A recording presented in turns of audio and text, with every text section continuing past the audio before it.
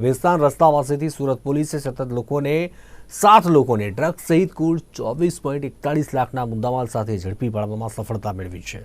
વેસ્તાન પોલીસે અભય યાદવ, મુસ્કાન અંસારી, ખુશી પાંડે, અરમાન પઠાણ, રૂબી વિશ્વકર્મા, અશફાક ખાન અને મોહમ્મદ જુનેદ કડિયાને ઝડપી પાડ્યો અને આરોપીઓ પાસેથી 25 લાખનો મુદ્દામાલ કબજે કર્યો હતો। પોલીસે આરોપીઓની પૂછપરછ કરતા સામે આવ્યું કે આ ડ્રગ્સ કાલુ વોરાજી અને સમીર પાસેથી લાવવામાં આવ્યું હતું એવી વિગતો સામે આવી હતી અને આરોપીએ કબૂલાત કરતા પોલીસે 4 યુવક સહિત 3 મહિલાને ઝડપી પાડી તેમની લક્ઝુરિયસ કારો પણ કબજે લીધી અને આરોપીઓ જે 2 વ્યક્તિ પાસેથી જથ્થો લાવ્યા હતા તેમને પોલીસે વોન્ટેડ જાહેર કરીને તપાસનો દોર શરૂ કરી દીધો છે।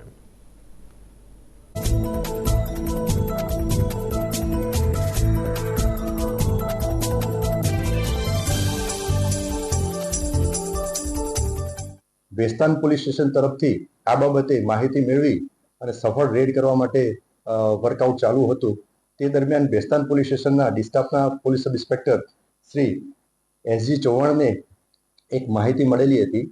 એ માહિતી આધારે વર્કઆઉટ કરવા માટે ડિસ્ટાફના પીએસઆઈ એનો સ્ટાફ અને વેસ્તાન પોલીસ સ્ટેશનના પોલીસ ઇન્સ્પેક્ટર શ્રી દેસાઈ અને પંચો સાથે કાયદેસર કાર્યવાહી કરવા માટે જે માહિતી મળી હતી એ મુજબ વેસ્તાન 3 રસ્તા પહોંચ્યા। વેસ્તાન 3 રસ્તા પહોંચી અને જે બાતમી મળેલી હતી એ વળાંકવાળા વાહનો આવ્યા અને એમને રોકી અને એમની ઝડપી કરતા એમાંથી ટોટલ 7 ઈસમો મળી આવેલા।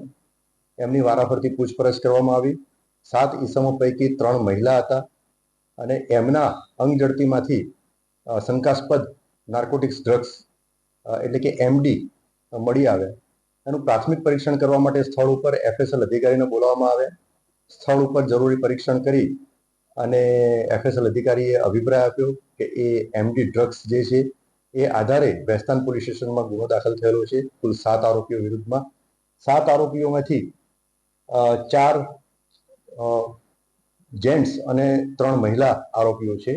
સદર ગુનાની તપાસ અને આરોપીઓની પૂછપરછમાં એવું જણાઈ આવેલ છે કે આ આરોપીઓ દમણ ખાતે એમની બે વાહનોમાં બધા જવાના હતા અને આ આરોપીઓની પ્રાથમિક પૂછપરછમાં 2 ઈસમો કે જેમની પાસેથી આ એમડી ડ્રગ્સ લાવેલા એ ઈસમોને પણ વોન્ટેડ તરીકે બતાવવામાં આવેલા છે।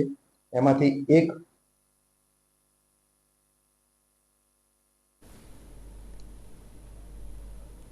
જેતપુર તાલુકાના રબારિકા ગામમાં ખાંટ રાજપૂત ક્ષત્રિય